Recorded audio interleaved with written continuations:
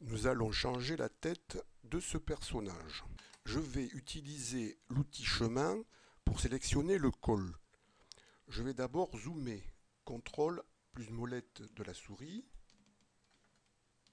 Je me déplace avec la fenêtre de navigation. Je n'hésite pas à zoomer fortement parce que je veux un travail précis. J'active l'outil chemin et je vais sélectionner de manière précise le bord du col. Il faut maintenant que je ferme le chemin. Je suis positionné sur le dernier point. J'appuie sur la touche CTRL. Je me place sur le premier point. Quand les ronds apparaissent, les cercles apparaissent, je fais un clic gauche. Je dézoome. CTRL plus molette.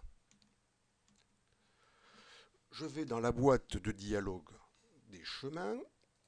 Devant le chemin que j'ai créé, je vais placer l'œil. Ça rendra le tracé de ce chemin momentanément visible. Je reviens sur la boîte de dialogue des calques. Si je change d'outil, je vois le tracé de ce chemin. Je vais effacer maintenant le pourtour de la tête. Je crée un nouveau calque. Je nomme ce calque clonage. Je valide. Je sélectionne l'outil de clonage.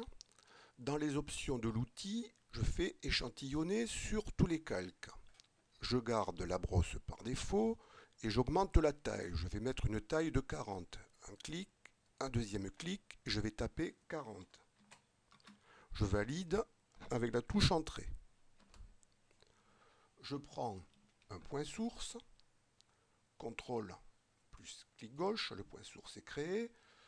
Je me place ici, je laisse le bouton gauche enfoncé, je me déplace. C'est relativement facile étant donné que le fond est de la même couleur, c'est-à-dire blanc. Je peux changer bien sûr ma source ici. Je peux encore changer la source. CTRL, clic gauche. Je laisse mon clic gauche enfoncé.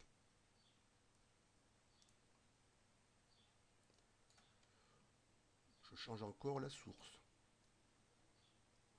Cela devrait suffire. J'ouvre maintenant l'image de la tête qui va se substituer à la tête de ce personnage. Fichier, ouvrir en tant que calque. Document, j'active la glissière, je suis sur montage GIMP, double-clic, changer de tête, double-clic. Cette image, c'est homme casquette PNG, c'est-à-dire que le fond de l'image est transparent. Bon, la tête a été détourée préalablement. Je clique sur ouvrir, je dézoome, CTRL molette. Je vais déplacer la tête vers le haut. Outil de déplacement, il vaut mieux cocher déplacer le calque actif. Je déplace ma tête. Il est évident que cette tête est trop grosse, donc il faudra la réduire à l'aide de l'outil de mise à l'échelle. Je le sélectionne. Dans les options, je coche conserver le rapport. Si je clique, je m'aperçois que la grille ici risque de me gêner. Donc ici dans la partie guide, toujours dans les options, je clique sur la flèche et je sélectionne aucun guide. Je peux aussi enlever momentanément l'œil du calque homme casquette. Ça sera plus facile pour travailler. Pour réduire, je clique dans un angle sur un sommet et je réduis en gardant le rapport. Je peux me déplacer en cliquant sur la mire. Donc je vais tâtonner, faire plusieurs essais jusqu'à ce que j'obtienne le résultat satisfaisant. Voilà ce que je dois obtenir.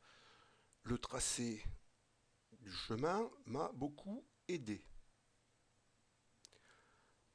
Il faut maintenant, si je zoome, ça sera beaucoup mieux, CTRL plus molette, que je supprime cette partie. je vais utiliser le masque de calque pour cela. Donc je fais un clic droit sur le calque homme casquette, ajouter un masque de calque, je laisse l'option blanc opacité complète et je clique sur ajouter. Il faut transformer le chemin en sélection. Comme il n'y a qu'un seul chemin qui a été créé, je vais dans sélection et je fais depuis le chemin. Donc c'est sélectionné. Il suffit maintenant que je remplisse ma sélection de noir, où je travaille avec le pinceau, ou je peux remplir d'un seul coup avec l'outil de remplissage. Le noir est la couleur de premier plan, je clique ici. Voilà, le col apparaît. Je fais sélection aucune. Pour enlever le tracé du chemin, je vais dans la boîte de dialogue des chemins et j'enlève l'œil. Je reviens sur la boîte de dialogue des calques. Je vois ici des pointillés verts et noirs parce que je suis positionné sur le masque de calque. Je constate que les couleurs du visage ne correspondent pas tout à fait aux couleurs des mains. Donc il faut essayer de corriger cela pour rendre le travail plus crédible.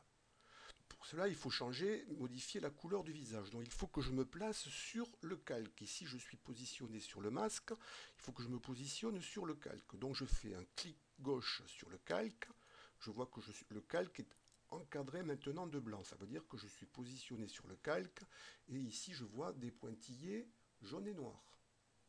Alors que tout à l'heure, pour le masque, ils étaient verts et noirs.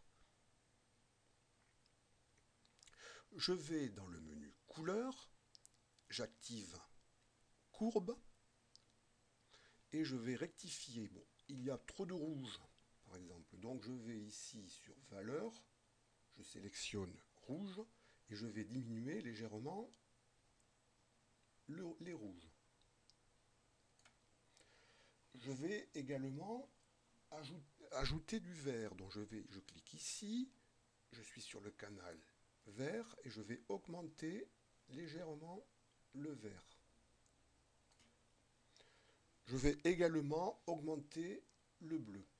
Je clique sur bleu et je vais...